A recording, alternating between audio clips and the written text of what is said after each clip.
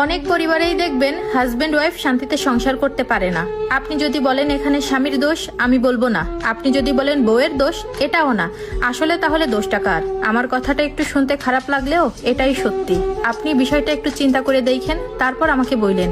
যারা অতিরিক্ত মা ভক্ত, তাদের সংসার জীবনেও টিকে না। তারা মায়ের মন রক্ষা করতে করতে বউকেই চেনে না। প্রায় 80% শাশুড়িরা কখনোই সহ্য করতে পারে না ছেলে তার বউকে অনেক বেশি ভালোবাসুক। তারা মনে করে তারা তার ছেলেকে হারিয়ে ফেলেছে, তার ছেলে বউ পাগল হয়ে গেছে।